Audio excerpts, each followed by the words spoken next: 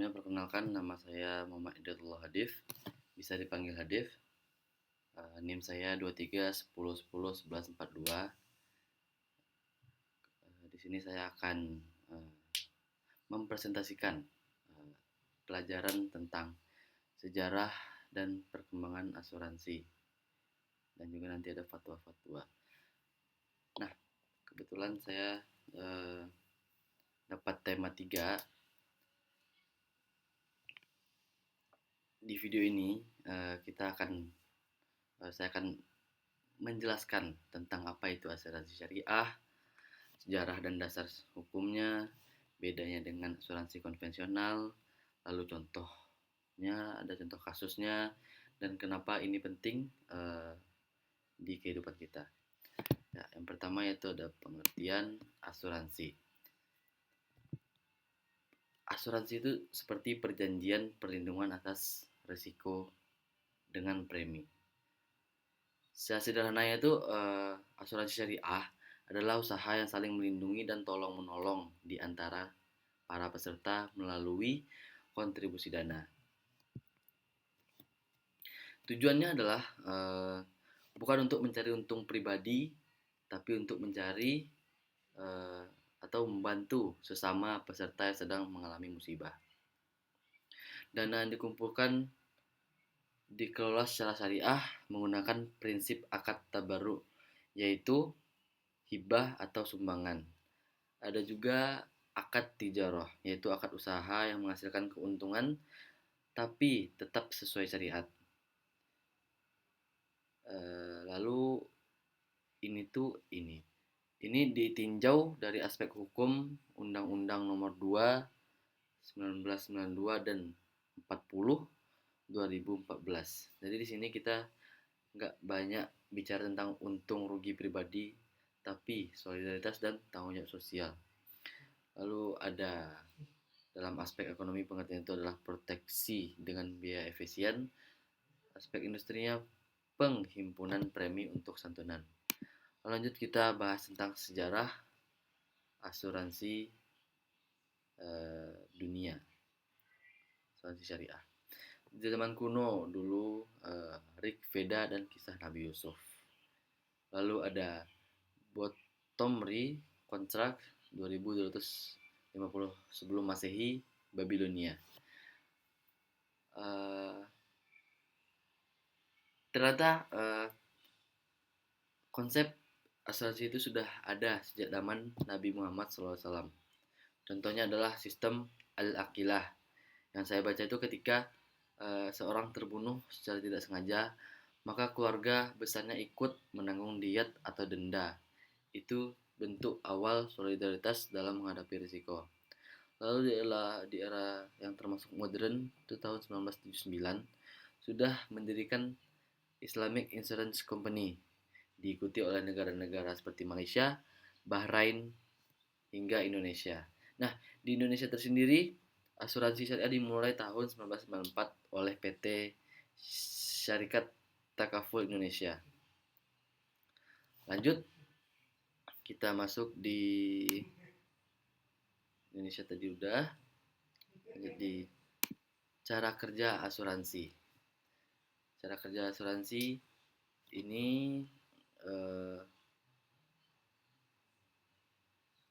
ada di pemindahan risiko, dana dikumpulkan melalui premi, memberikan perlindungan finansial atas risiko, juga tidak menghilangkan risiko, hanya mengurangi dampaknya.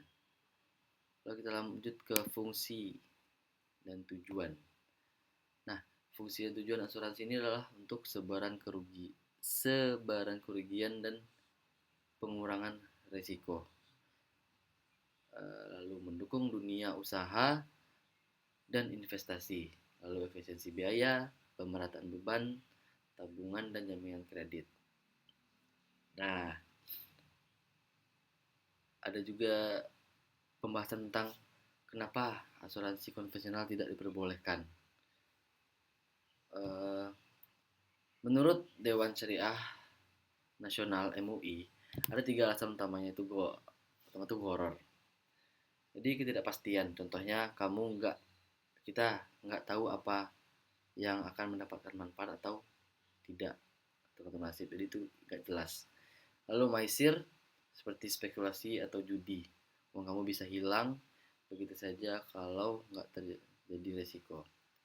Lalu riba, adanya bunga dalam investasi dana peserta. Maka DSR MUI mengeluarkan fatwa penting. Pertama itu fatwa nomor 21 2001 tentang asuransi syariah. Lalu nomor 52 dan 53 tahun 2006 tentang akad tabaruk dan tijarah. Intinya asuransi syariah dirancang untuk bebas dari unsur-unsur tersebut. Lalu kita lanjut di jenis-jenis asuransi syariah. Jenis asuransi itu adalah asuransi kerugian seperti kebakaran, kendaraan, dan sebagainya. Lalu asuransi jiwa, term life, whole life, dan anuitas. Lalu asuransi sosial, BPJS, Taspen, dan Asabri. Nah, mekanisme asuransi syariah ini gimana sih cara kerja asuransi syariah? Nah, dana dari peserta dibagi dua. Pertama itu dana tabaruk, digunakan untuk tolong-menolong antar peserta. Kalau dana investasi dikelola oleh perusahaan untuk dicairkan keuntungan dan hasilnya dibagi sesuai porsi. Perusahaan asuransi hanya sebagai pengelola atau mudorib, bisa disebut mudorib, bukan pemilik dana. Transparansi adalah kunci. Setiap penggunaan dana dicatat diawasi oleh pengawas syariah dan bisa diaudit. Kalau nggak ada klaim, nah dana baru tetap digunakan untuk peserta lain kalau ada kelebihan dana. Sorry, kalau nggak ada klaim, dana baru tetap digunakan untuk peserta lain.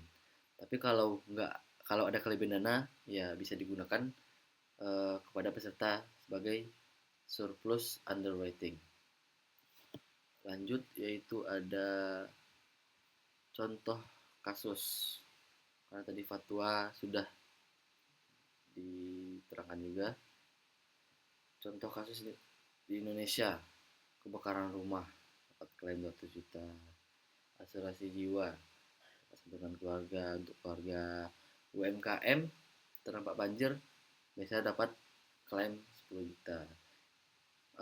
Contoh inilah kayak kecelakaan kendaraan, misalnya saya ikut asuransi kendaraan. Nah, misalnya suatu hari mobil saya ditabrak nih dan biaya perbaikan 8 juta. Dana itu dibayarkan oleh dana tabaruk karena semua peserta sepakat saling bantu saat ada musibah. Untuk yang kedua tuh misalnya asuransi jiwa. Misalnya teman saya berasuransi jiwa selama 10 tahun. Di tahun kelima dia meninggal atau wafat. Ahli warisnya menerima santunan dari dana tabaruk dan juga bagian dari hasil investasi yang dikelola secara syariah. Apa sih manfaat? Lalu lanjut di manfaat asuransi syariah. Apa sih manfaat asuransi syariah? Yaitu perlindungan terhadap ketidakpastian, perlu dipahami fungsi, jenis, mekanismenya. Asuransi syariah hadir sebagai alternatif berkah. Dengan asuransi syariah kita tuh bisa mendapatkan perlindungan keuangan dari risiko tak terduga tadi sudah saya sebutkan, terus ketenangan batin karena sesuai prinsip Islam, investasi yang halal dan terkelola baik, lalu rasa solidaritas dengan sesama.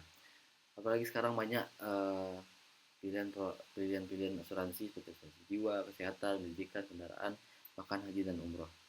Lalu yang terakhir itu bisa disimpulkan poin-poin ringkasannya. Poin pentingnya itu seperti asuransi jiwa adalah bentuk modern dari prinsip tolong-menolong dalam Islam. Dibangun atas dasar kejujuran, amanah, dan tanggung jawab sosial. Juga bebas dari riba, maisir, dan goror. Ini dikelola secara transparan dan diawasi oleh Dewan Syariah. Nah, mungkin hanya itu yang dapat saya sampaikan. Mohon maaf jika ada salah kata, ada kurang materi. Mohon maaf bila banyak salah dan kata. Assalamualaikum warahmatullahi wabarakatuh.